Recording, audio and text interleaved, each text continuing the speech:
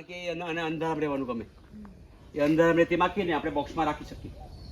બરાબર? એટલે ટ્રાઇગોના, ઇન્ડિકા અને મેલિફેરા એ ગુડ કેરિંગ છે. ફ્લોરિયા એટલે દેશી માખી અને રોક બી એટલે ભમરા માખી, એપિસ ડોર્સેટા કહેવાય, તમે જે ભણો છો એ જંગલી છે. હા, એ બોક્સમાં રહેતી નથી કેમ કે એને ખુલ્લામાં રહેવાનું પસંદ છે. રાઈટ? એટલે આ પાલતુમાં આપણી ફરીથી કહીશું કઈ કહેવાય? ટ્રાઇગોના, ઇન્ડિકા અને મેલિફેરા. આ 3 ટાઈપની બી આપણે પાડીએ છીએ. એમાં પણ આપણી પાસે મેક્સિમમ બધામાંથી આ છે અને કહીશું એપિસ મેલિફેરા. એપિસ મેલિફેરા એ યુનિવર્સલ બી છે. આખી દુનિયામાં વધારેમાં વધારે મધ આપતી જાત હોય તો આ છે એમ કહેવાય. કેમ કે એ યુરોપથી આવી છે અને યુરોપમાં શું છે, 6 મહિના બરફ, 6 મહિના સ્પ્રિંગ. સ્પ્રિંગમાં એક ક્વિન્ટલના હિસાબે ભેગું કરે, ક્વિન્ટલના હિસાબે નેચરમાં, સમજ્યા? એટલે એ પુષ્કળ ભેગું કરે છે. એટલે એના ડીએનએમાં કામ કરવાનું લખેલું છે. એટલે આપણે આને પાડીએ છીએ અને એમાંથી હની કલેક્ટ કરીએ છીએ. આ પુષ્કળ મધ આપશે, ઓછી ડંખે અને બકસૂટ એટલે કે ઘર છોડીને ભાગી જવાનો ગુણ ધરાવતી નથી. કેમ કે ત્યાં યુરોપમાં એ નેટિવ જગ્યાએથી છે. એટલે આ એ રીતે કામ કરશે એટલે આપણે એને પાડીએ છીએ. આપણી પાસે આ ટાઈપના 6,000 કોલોનીઓ છે. 6,000, 6,000. આ બધી જ માખીઓ એમાં મેક્સિમમ મેલિફેરા ટાઈપ છે. મેલિફેરા એટલે ઘૂસે ને ત્યારે પગમાં કઈ લાવશે છે ને, દેખાય છે ને? પગમાં લાવશે એટલે તમે કાઉન્ટ કરજો કેટલી માખી એ કેટલું લાવશે. જેમ કે 10 માખી આવી તેમાંથી કેટલી પરાગ લાવી, સમજો? એના પોલન બાસ્કેટમાં પોલન લાવી રહી છે.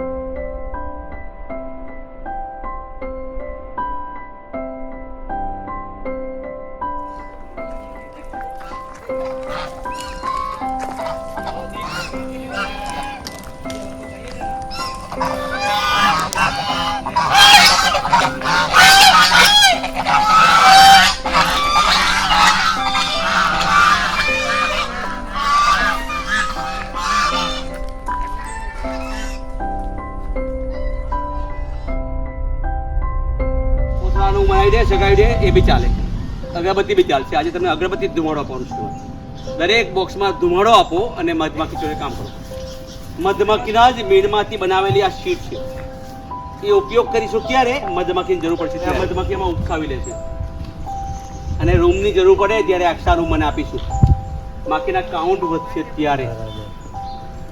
બરાબર, બાકીના કાઉન્ટ વર્ષે ત્યારે આમણે અંડર કન્સ્ટ્રક્શન રૂમ છે એમ કે ચાલે. ને એમનું જ મેન આપણે કલેક્ટ કરીએ હની ત્યારે આ વેક્સ નીકળે એ વેક્સમાંથી બનાવીશું આપણે. બરાબર, આને કહીશું CF શીટ, કોમ ફાઉન્ડેશન શીટ. અને કહે છે તારનું વાયરિંગ કરેલું છે, તારનું વાયરિંગ કરેલું છે અને આમાં પ્રોપર શીટ લગાવી દીધી. આ મધમાખીનો આ એક પૂરો 3 વર્ષ ચાલે મેક્સિમમ. 1.5 થી 2 વર્ષમાં કંઈ નાખી અલગ વાત છે, પણ આને કહીશું CF શીટ.